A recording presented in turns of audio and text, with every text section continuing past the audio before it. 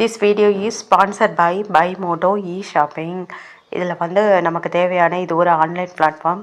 இதுக்கு நமக்கு தேவையான நிறைய இப்போ வீட்டுக்கான பொருட்கள் எல்லாமே நமக்கு வந்து கம்மியான விலையில் நமக்கு வந்து கிடைக்குது. நல்ல குவாலிட்டியாகவும் கிடைக்குது. நம்ம வந்து இந்த ஆன்லைன் ஷாப்பிங்கை கண்டிப்பாக ட்ரை பண்ணி பாருங்கள்.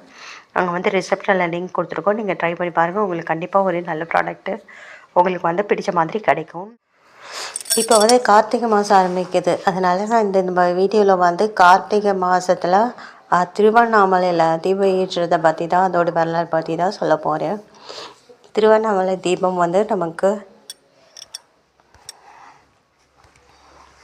திருவண்ணாமலை தீபம் வந்து கார்த்திகை எல்லா மாதத்தில் வர பௌர்ணமியை விட கார்த்திகை மாதத்தில் வர இந்த பௌர்ணமி அன்னைக்கு தான் திருவண்ணாமலையில் வந்து தீபம் ஏற்றதாக சொல்லப்படுகிறது. மாபெரும் தீபம் ஏற்றப்படுகிறது. அன்னைக்கு தான் கார்த்திகை மாதம் பௌர்ணமி அன்னைக்கு பிரம்மாவுக்கும் விஷ்ணுவுக்கும் வந்து சிவன் வந்து மகா தீபமாக காட்சி கொடுத்ததாக சொல்லப்படுகிறது.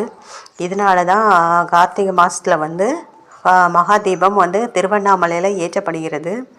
இது வந்து திருவண்ணாமலை தீபமாக கொண்டாடப்படுகிறது. திருவண்ணாமலையில் மகா தீபம் ஏற்றி வழிபடுகிறோம் சிவனை. நம்ம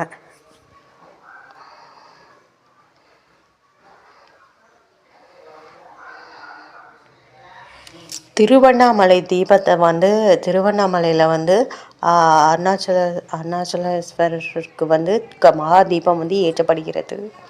அங்கே வந்து மகா தீபத்துக்கு வந்து கிரிவலம் வருவது வந்து மிகப்பெரிய பிரசித்தியாக உள்ளது. அந்த தீபத்தை பார்க்குறத வந்து நம்மளோட பாக்கியமாக எல்லோரும் கருதுகிறாங்க. இதை வந்து பல லட்சக்கணக்கான பக்தர்கள் வந்து இந்த திருவண்ணாமலை தீபத்தை பார்க்கறதுக்காக டிசம்பர் 13ஆம் நாள் திருவண்ணாமலைக்கு வராங்க.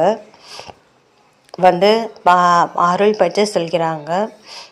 நம்மளும் ட்ரை பண்ணி பார்ப்போம்.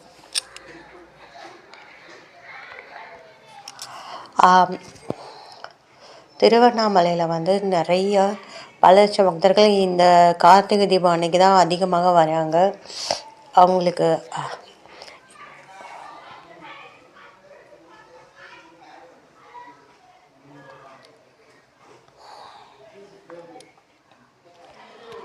ஈசனை நாடி வரும் பக்தர்களுக்கு இது ஒரு புனித ஸ்தலமாக திருவண்ணாமலை விளங்குகிறது. திருவண்ணாமலையில் அதுவும் கார்த்திகை தீபம் அன்னைக்கு மகா தீபம் ஏற்றப்படும் போது கிரிவலம் வர்றது மிகவும் பிரசிப்பட்டது.